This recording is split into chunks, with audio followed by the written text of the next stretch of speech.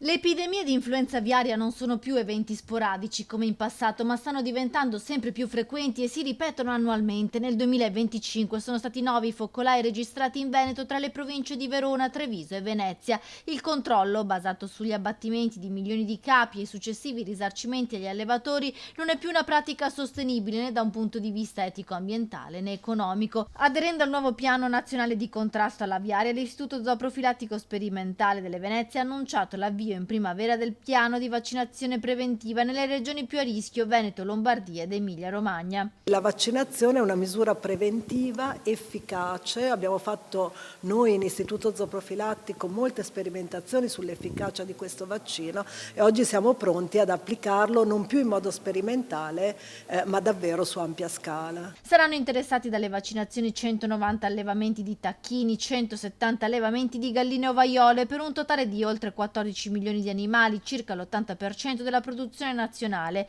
La vaccinazione del pollame è protettiva anche per la salute umana. L'obiettivo è quello di ridurre l'impatto di questa malattia, di avere meno focolai, meno trasmissione della malattia, e ci tengo sempre a sottolineare che questo è anche protettivo verso le persone, perché meno questo virus circola, minori saranno i rischi per la popolazione.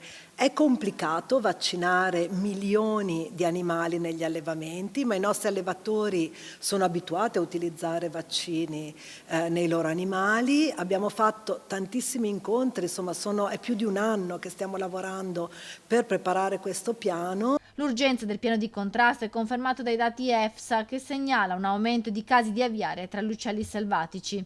La novità di quest'anno è che il 2026 vedrà in primavera l'avvio del piano vaccinale che ovviamente riguarderà un numero molto importante di allevamenti presenti nel territorio padovano. Nel piano di prevenzione delle emergenze sanitarie in agricoltura, la sanità pubblica punta anche sull'innovazione per sviluppare progetti di agricoltura sociale.